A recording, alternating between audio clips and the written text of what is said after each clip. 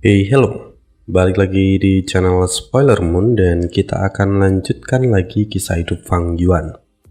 Di part sebelumnya, Fang Yuan yang telah memusnahkan klan Ni, dia dikejar oleh Qi Zai, seorang Gui Mortal peringkat 7. Walaupun kalau ditelisik lebih dalam, sebenarnya Qi Zai pun hanya digunakan oleh kehendak surga untuk mengejar Fang Yuan. Karena kalau dipikir-pikir lagi, Qi Zai itu tidak punya alasan yang cukup kuat untuk membalaskan dendam dari klan Ni. Karena di part sebelumnya, Qi Zai sendiri bahkan ingin memaksa generasi sekarang dari klan Ni Xiang untuk menggunakan Guya atau tidak. Artinya dari awal dia memang berniat buruk pada klan Ni. Jadi sebenarnya tidak logis kalau Qi Zai itu mau membalaskan dendam klan Ni. Ya, semua itu karena pengaturan dari kehendak surga mempengaruhi Qi Zai secara tidak sadar. Lalu kemudian di akhir cerita, dengan pengaturan yang cerdik dari Fang Yuan, Qi Zai pun akhirnya terbunuh di tangan Fang Yuan. Nah, kisah ini masih terus berlanjut dan kita akan dengarkan kisah hidup Fang Yuan di part 212. Setelah Fang Yuan membunuh Qi Zai, Fang Yuan menarik jiwa Qi Zai keluar dari tubuhnya. Dia tampak menyeringai. "Kau benar-benar mengejarku sampai sejauh ini. Sekarang aku ingin tahu apa yang membuatmu bersikeras mengejarku." Setelah itu, Fang Yuan memasukkan jiwa Qi Zai ke dalam aperturnya dan menekannya, kemudian menggunakan pencarian jiwa. Fang Yuan mendapatkan seluruh ingatan dari Qi Zai, dan tentunya di situ Fang Yuan tidak akan mungkin melihat pengaturan dari kehendak surga, karena memang kehendak surga itu tidak berbentuk, tidak berwujud. Yang jelas, Fang Yuan mendapatkan informasi tentang dua orang yang saat ini sedang menunggu Qi Zai, ataupun ya segala sesuatu pemahaman dari Qi Zai. Setelah selesai, Fang Yuan juga memasukkan tubuh Qi Zai ke dalam apertur miliknya. Kemudian Fang Yuan bergegas kembali menggunakan wajah familiar. Dia merubah wujudnya menjadi Qi Zai. Kali ini Fang Yuan berniat untuk membunuh Qi He dan Qi Dia yang masih ada di luar pegunungan 5 area. Walaupun sebenarnya dengan kemampuannya saat ini Fang Yuan pasti bisa membunuh mereka berdua.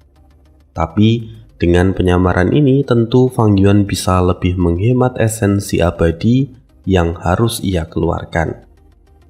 Karena itu Fang Yuan segera keluar dari pegunungan 5 area. Namun, kali ini rencananya tidak berjalan mulus. Karena saat Fang Yuan menemukan Qi He dan Qi Dia, saat ini keduanya telah mati di tangan singa Qi besar. Qi He dikoyak dan ditelan utuh-utuh, sementara Qi Dia tampak diduduki oleh singa Qi besar. Jadi, sebenarnya singa Qi besar ini adalah binatang buas yang ditaklukkan oleh Qi Zai. Kemudian saat Qi Zai mati, maka singa Qi besar ini pun terbebas. Begitu dia mendapatkan kebebasan atas dirinya, singa Qi besar mengamuk dan membunuh Qi He serta Qi Dia. Setelah singa Qi besar melihat Fang Yuan dalam wujud Qi Zai, singa Qi besar tentu terkejut dan dia segera melarikan diri. Sayangnya Fang Yuan tidak akan melepaskan singa ini. Fang Yuan bergegas mengejar singa itu dan menusuk kepalanya dari belakang. Dalam sekejap, singa Qi besar pun mati. Setelah membunuh singa Qi besar, Fang Yuan memotong perutnya dan mengeluarkan mayat Qi He. Fang Yuan memeriksanya dengan cermat dan mencari apertur abadi milik Qi He. Setelah beberapa saat akhirnya Fang Yuan menemukan apertur yang ia cari. Kemudian Fang Yuan segera memasukkan apertur itu ke dalam aperturnya sendiri. Fang Yuan juga tidak lupa mengambil apertur milik Qi Dia. Tapi, mengapa sebenarnya Fang Yuan melakukan ini? Nah, secara umum, apertur abadi dari seorang Gu Immortal yang telah mati itu dapat dimanfaatkan dengan beberapa cara. Salah satu cara yang paling umum digunakan adalah dengan meletakkan apertur abadi itu di tanah. Maka nanti apertur abadi itu akan membentuk tanah terberkati ataupun gua surga. Tetapi cara ini tentu memiliki kelebihan dan kekurangan di saat yang sama. Dengan munculnya tanah terberkati misalnya, maka itu dapat digunakan sebagai sumber daya yang kaya. Tapi di saat yang sama, karena munculnya tanah terberkati, maka di situ akan dibarengi dengan munculnya roh tanah, di mana seringkali roh tanah justru menjadi penghalang. Bukannya apa-apa, tapi roh tanah seringkali mengajukan persyaratan yang tidak masuk akal, sehingga tentu itu akan menyulitkan untuk didapatkan. Tentu, jika persyaratan tidak dapat dipenuhi, maka tanah terberkati yang terbentuk pun tidak akan bisa dimiliki. Dan pada akhirnya semua usaha yang dilakukan hanya berakhir sia-sia. Kemudian, cara yang kedua adalah dengan menempatkan apertur abadi dari Gu Immortal yang sudah mati ke dalam apertur abadi milik sendiri, sama seperti yang dilakukan oleh Fang Yuan sekarang. Kemudian dengan begitu, maka apertur abadi dari Master Gu yang sudah mati itu akan hancur, lalu kemudian berubah menjadi tanda Dao dan bersatu dengan apertur abadi yang menelannya. Sama seperti Fang Yuan sekarang yang menyerap apertur abadi milik Qi Dia, Qi Zai, dan Qi He. Tapi ini juga bukan hal yang mudah. Ada satu catatan penting, bahwa tanda Dao yang dimiliki oleh apertur abadi itu harus sama. Kalau tidak sama, maka semuanya akan sia-sia. Tanda Dao yang dimiliki tentu akan hilang. Nah, kenapa Fang Yuan memilih metode yang kedua? Ini alasannya cukup sederhana. Karena kondisi Fang Yuan saat ini sangat khusus. Dan ini justru menguntungkan Fang Yuan. Fang Yuan memiliki tanda Dao dari seluruh jalur di dalam aperturnya. Jadi ketika dia memasukkan apertur abadi apapun, maka tanda Dao itu pasti akan diserap oleh apertur abadi milik Fang Yuan. Dari tubuh Qi Zai, Qi He, dan Qi Dia, Fang Yuan berhasil meningkatkan tanda Dao dari jalur Qi dengan angka yang signifikan. Saat ini jumlah tanda Dao dari jalur Qi milik Fang Yuan adalah yang tertinggi. Dengan begitu, maka kekuatan Fang Yuan akan sangat meningkat kalau dia menggunakan Gu dari jalur Qi. Meskipun Fang Yuan harus kehilangan beberapa belas ribu esensi abadi dalam proses ini, tapi dia juga mendapatkan beberapa keuntungan. Salah satunya adalah jumlah tanda Dao yang ia dapatkan. Dan ada satu lagi yang penting, bahwa dalam proses ini, Fang Yuan menyadari satu keunikan dari tubuh barunya. Apa itu? Awalnya, Fang Yuan memasuki pegunungan 5 area itu dengan tujuan seperti yang dikatakan Qi Zai sebelumnya, bahwa dia ingin memberikan batasan pada Qi Zai yang adalah peringkat 7. Sementara dia yang adalah peringkat 6 tentu akan menerima tekanan lebih sedikit daripada Qi Zai. Itulah yang dipikirkan oleh Fang Yuan sebelumnya. Tapi alangkah terkejutnya dia ketika Fang Yuan masuk. Karena ketika itu dia bahkan tidak merasakan tekanan dari pegunungan 5 area. Seolah-olah dia itu sama sekali tidak terkekang. Menurut akal sehat, Fang Yuan seharusnya menjadi Gu Immortal dari perbatasan selatan. karena dia mengalami kebangkitan di perbatasan selatan. Namun, sepertinya tubuh yang ia gunakan sekarang tidak seperti itu. Fang Yuan sendiri mulai menerka-nerka. Pegunungan 5 area pada mulanya diciptakan oleh pakar perbatasan selatan Tao Zu, yang mana dia mencoba meniru kinerja dari dinding regional. Kalau aku bisa bergerak bebas di sini, bukankah itu berarti aku juga bisa melewati dinding regional? Gumam Fang Yuan membuat analisis. Fang Yuan berpikir sejenak. Tubuh baruku memang bukan tubuh biasa, dan tubuh ini juga tidak memiliki orang tua. Tubuh ini berasal dari Gu Janin berdaulat. Mungkinkah karena tubuh ini dianggap sebagai Gu immortal, maka aku dapat bergerak dengan bebas melewati dinding regional? Jika tebakan ini benar, maka aku tidak perlu terburu-buru untuk menyempurnakan Gu perjalanan abadi. Aku bisa melakukan perjalanan ke wilayah lain tanpa kesulitan. Gumam Fang Yuan. Apalagi sebenarnya untuk mendapatkan Gu perjalanan abadi itu sangat menyulitkan karena Fang Yuan memerlukan cahaya purbakala. Sekarang Fang Yuan berpikir, kalau begitu aku hanya harus memverifikasinya sendiri, kata Fang Yuan yang segera bergegas menuju ke dinding regional. Tujuan Fang Yuan saat ini adalah ke dataran utara, tepatnya ke tanah terberkati Langya, karena benua tengah juga tidak aman untuknya. Apalagi sebentar lagi, Fang Yuan itu harus menghadapi bencana duniawi.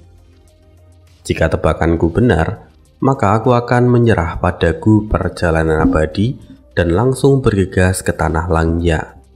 Waktuku hanya tersisa kurang dari 2 bulan lagi, kata Fang Yuan yang merasakan urgensi dalam hal ini.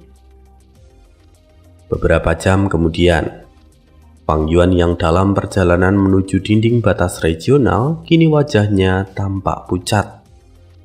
Kenapa begitu?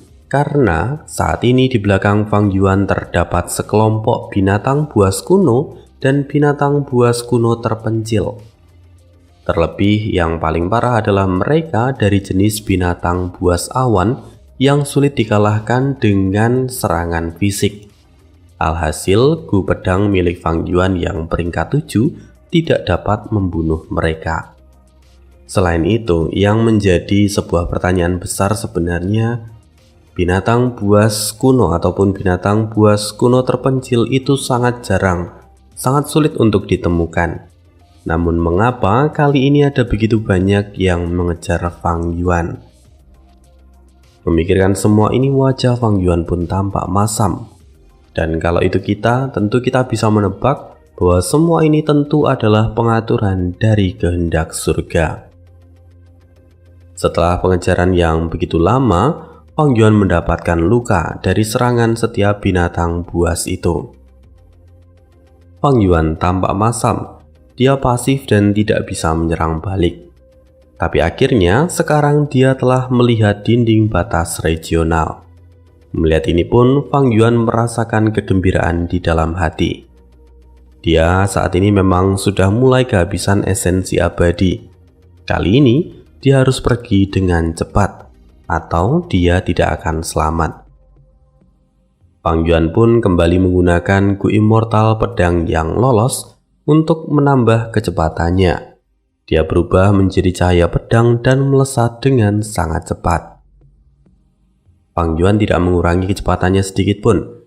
Ini adalah kesempatan terakhirnya, dan Fang Yuan langsung menabrak dinding batas regional. Anehnya, saat Fang Yuan menyentuh dinding batas regional, tidak ada getaran ataupun benturan. Fang Yuan seolah-olah menembus dinding batas regional seperti sedang menembus sebuah hologram. Melihat ini, tentu Fang Yuan sangat gembira. Dia senang karena prediksinya tidak salah. Seperti dugaanku, Aku benar bahwa Gu Janin berdaulat memang sungguh-sungguh luar biasa. Mulai sekarang aku bahkan tidak memerlukan lagi Gu perjalanan abadi untuk melintasi 5 wilayah. Sayangnya, kegembiraan Fang Yuan itu tidak berlangsung lama. Fang Yuan kembali menyadari bahwa rupa-rupanya para binatang buas yang mengejarnya itu juga tidak mengalami gangguan sedikit pun. Mereka tampak bergerak dengan leluasa dan terus mengejar Fang Yuan di dalam dinding batas regional. Sial, aku sebenarnya sungguh sial, gumam Fang Yuan yang tampak kesal.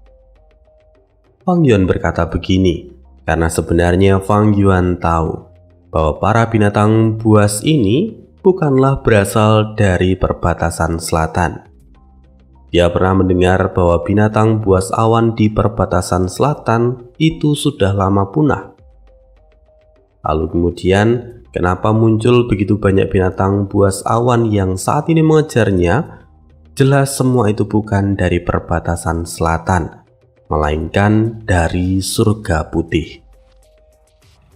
Surga putih sendiri adalah salah satu dari 9 surga kuno. Pada dasarnya, surga putih bukanlah bagian dari kelima wilayah. Maka, apapun yang berasal dari surga putih atau surga yang lain, mereka tidak akan mengalami pembatasan di setiap wilayah. Hal ini juga menjadi alasan kenapa para binatang buas ini dapat bergerak bebas di dalam dinding regional. Karena mereka berasal dari surga putih dan mereka tidak mendapatkan tekanan dari dinding regional. Sialan, kalau begini aku hanya bisa bergantung pada Gu pedang yang lolos. Fang Yuan kembali menggunakan Gu yang ia sebutkan dan dia berubah menjadi cahaya pedang dan melesat ke depan. Sementara Fang Yuan saat ini tidak menghubungi Langya, karena Fang Yuan tahu bahwa Langya pasti akan memanfaatkan kesempatan ini untuk memerasnya.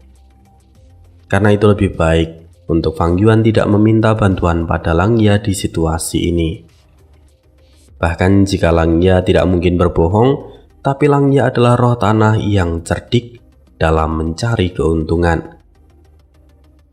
Singkat cerita, akhirnya Fang Yuan telah melewati dinding batas regional dari perbatasan selatan dan mulai memasuki dinding batas regional dari Laut Timur.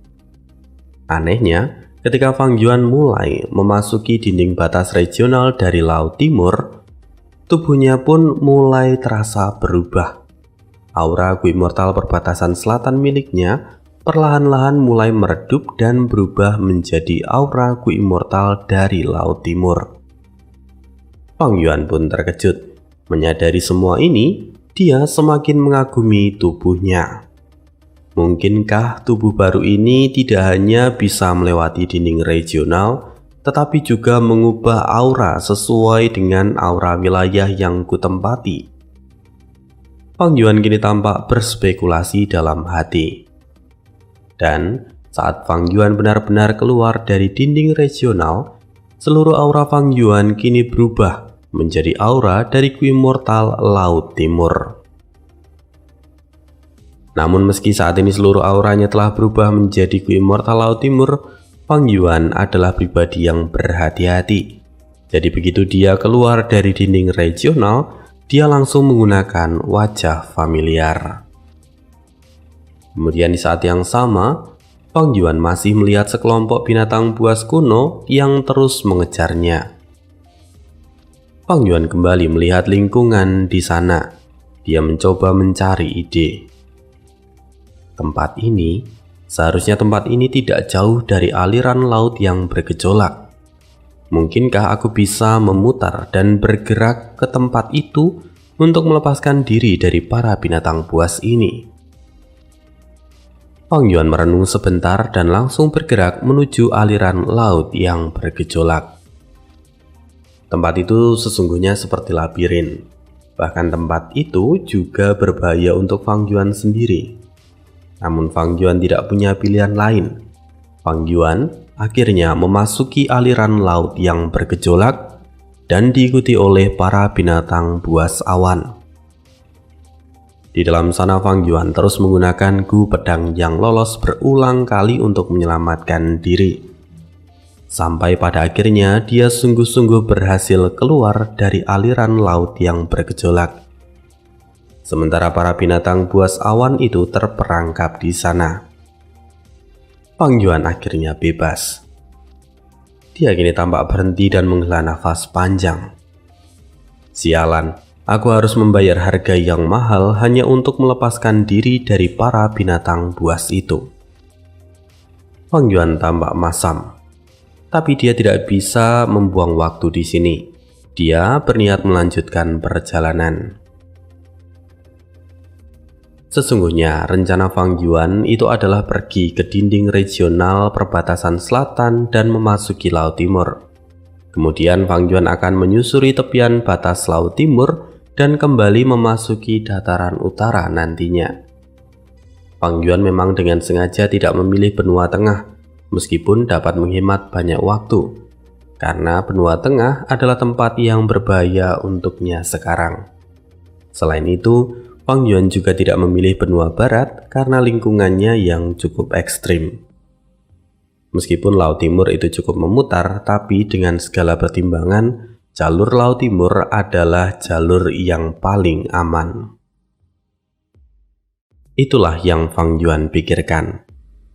Tapi, belum lama Fang Yuan berjalan, tiba-tiba cahaya merah melesat dari belakang dan melewatinya. Fang Yuan mengerutkan kening. Itu jalur darah, seorang Gu Immortal peringkat 6. Sepertinya dia sedang melarikan diri dari kejaran sesuatu. Fang Yuan tahu itu adalah masalah, maka dia tidak ingin ikut campur.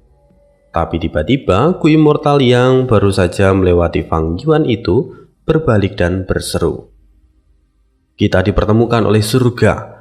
Selama kau membantuku menyelesaikan krisis ini, aku bersedia menggunakan Gu Sumpah Darah untuk membagi keuntungan yang kudapatkan dari aliran laut yang bergejolak di antara kita berdua.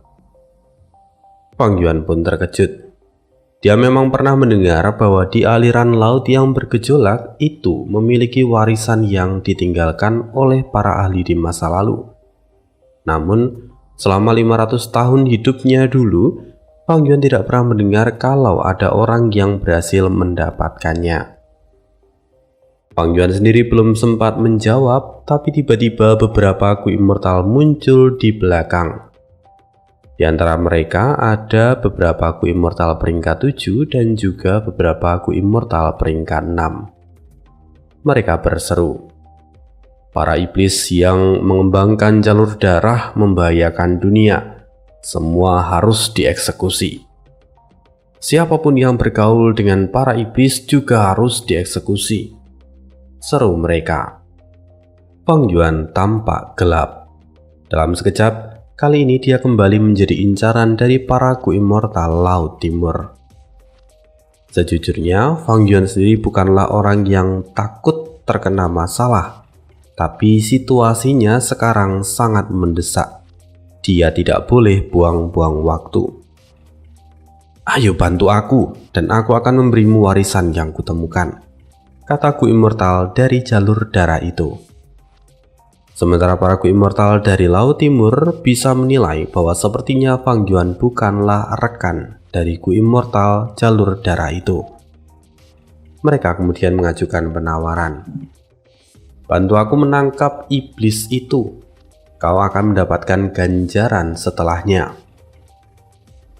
Mendengar semua itu, Fang Yuan membentak, "Lepaskan aku, jangan libatkan aku dalam urusan kalian," kata Fang Yuan sambil melambaikan tangan. Immortal dari jalur darah itu pun terkejut. Kau benar-benar tidak tahu diuntung. Gu Immortal dari jalur darah itu kemudian menembakkan seberkas cahaya aneh ke arah Fang Yuan. Lalu kemudian Gu Immortal dari jalur darah itu berseru, "Itu adalah bagian terpenting dari warisan yang kutemukan.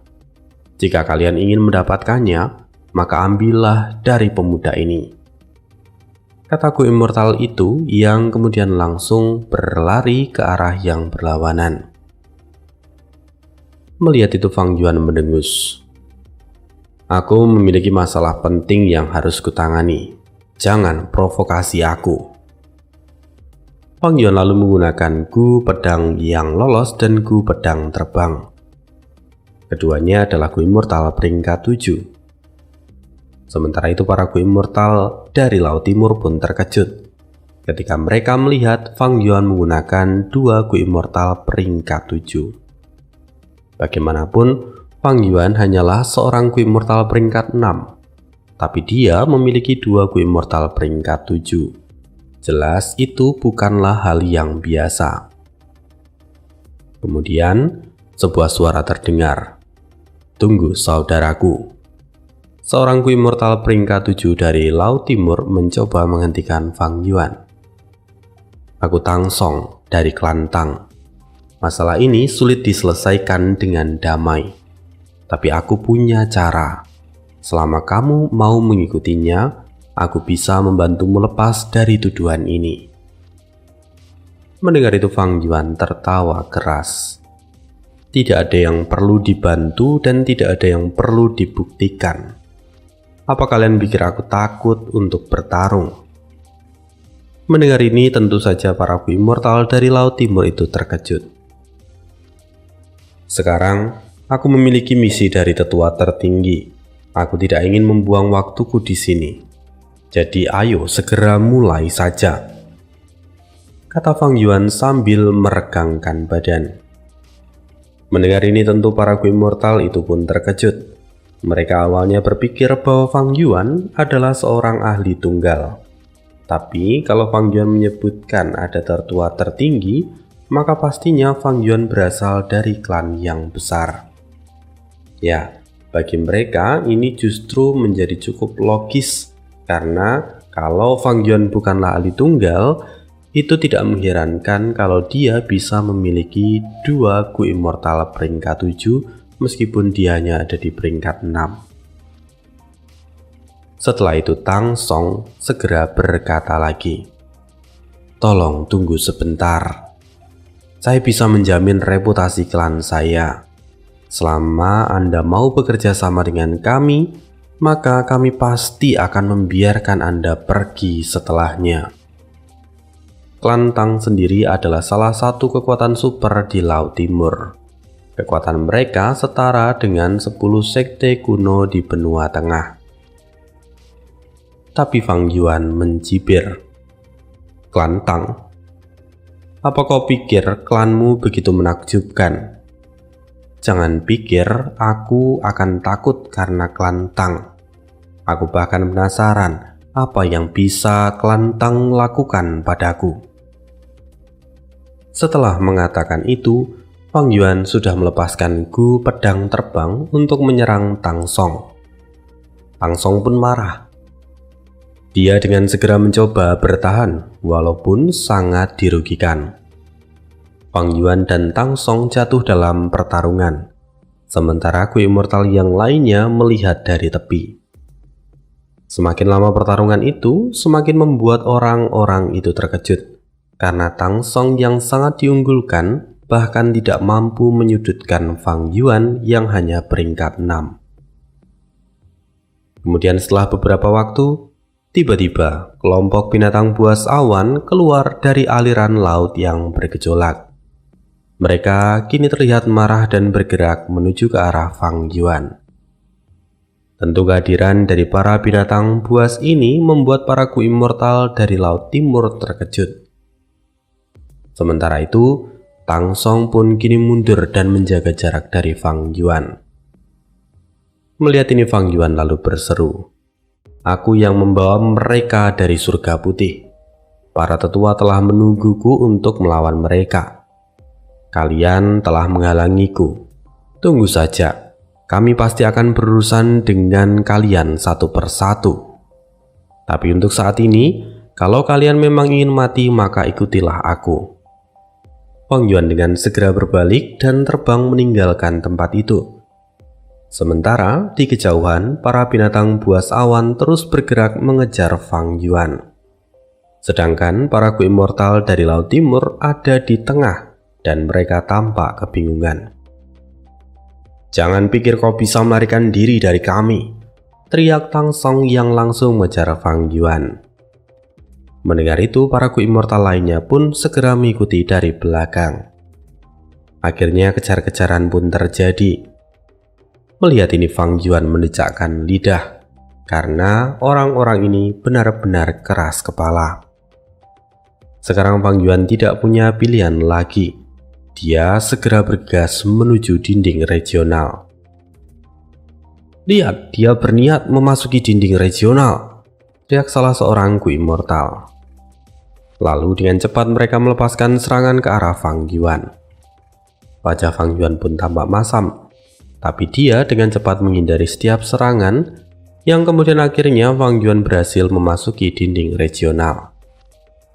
"Sialan, terus kejar!" teriak Gu Immortal peringkat 7 yang lain. Kemudian benar saja, begitu memasuki dinding regional, mereka mendapatkan tekanan yang besar, terutama para Gu Immortal peringkat 7. Sementara Fang Yuan sesungguhnya dapat bergerak dengan sangat bebas. Tapi kali ini dia dengan sengaja melambat untuk menyingkirkan kecurigaan dari para Gu Immortal Laut Timur itu. Sayangnya para binatang buas awan dapat bergerak dengan jauh lebih bebas di dalam dinding regional. Hal ini membuat para binatang buas itu dapat mengejar Fang Yuan dan yang lain dengan sangat cepat. Fang Yuan sendiri terus bergerak meski dia melambat, tapi dia jauh lebih cepat dari para Gu Immortal Laut Timur. Sampai di suatu titik, Fang Yuan telah keluar dari jangkauan Gu investigasi milik ahli dari Laut Timur. Tapi para binatang buas kini juga sudah ada di belakangnya. Hanya tinggal beberapa meter lagi. Kemudian, Fang Yuan dengan segera menggunakan Gu pedang yang lolos dan melesat dengan cepat. Fang Yuan kembali menjaga jarak. Sementara para Gu Immortal dari Laut Timur merasakan kerugian yang sangat besar selama berada di dalam dinding regional. Mereka tidak lagi kuat untuk bertahan di sana, dan pada akhirnya mereka memutuskan untuk keluar. Meski ada banyak dendam di dalam hati mereka, mereka tidak lagi bisa mengejar Fang Yuan saat ini. Sementara Fang Yuan masih terus dikejar oleh para binatang buas awan. Kejar-kejaran terus berlanjut dan singkat cerita setengah bulan pun berlalu. Fang Yuan berhasil mencapai dinding regional yang membatasi Laut Timur dan Dataran Utara. Meskipun sekarang, para binatang buas awan itu masih terus mengikuti Fang Yuan dari belakang. Fang Yuan segera menembus dinding regional dari Dataran Utara dan memasuki wilayah dari Dataran Utara. Sama seperti sebelumnya, auranya pun berubah dari aura Gu Immortal Laut Timur menjadi aura dari Gu Immortal Dataran Utara. Fang Yuan bisa bernafas lega walaupun hanya sedikit. Tapi dia masih tidak bisa berhenti. Dia segera bergegas menuju ke tanah Langya. Walaupun sebenarnya Fang Yuan sekarang belum tahu lokasi pasti dari tanah terberkati Langya. Karena setelah penyerangan yang dilakukan oleh Qin Pai Sheng, tanah terberkati Langya telah dipindahkan ke tempat yang lain. Dalam perjalanan ini, Fang Yuan terus berhubungan dengan Langya. Dia juga telah berutang banyak esensi abadi untuk bertahan hidup dan menghabiskan banyak poin kontribusi hanya untuk ditukarkan dengan esensi abadi. Ini memang situasi yang sulit. Fang Yuan tidak punya pilihan lagi. Selain itu, Fang Yuan juga mendapatkan pesan bahwa Langya telah menempatkan beberapa manusia berbulu untuk berjaga dan menjemput Fang Yuan di sekitar lokasi. Tapi sayang, saat Fang Yuan sampai, rupa-rupanya para manusia berbulu itu telah mati. Entah apa yang terjadi. Pada akhirnya Fang Yuan hanya bisa berputar-putar dan mencari petunjuk. Sampai beberapa hari, akhirnya Fang Yuan menemukan pengaturan yang Langya tinggalkan. Sehingga dia pun akhirnya bisa memasuki tanah terberkati Langya. Dia meninggalkan para binatang buas awan di dunia luar. Setelah mengalami pengejaran hidup dan mati selama hampir 1 bulan, akhirnya Fang Yuan tiba di tempat yang aman. Ya, di tanah terberkati Langya. Ya, sekian dulu kisah hari ini. Tidak panjang, maaf banget, karena memang situasi yang tidak memungkinkan. Ini syukur-syukur bisa rekaman. Ya, semoga besok bisa rekaman lagi dan see you again di next video. Bye.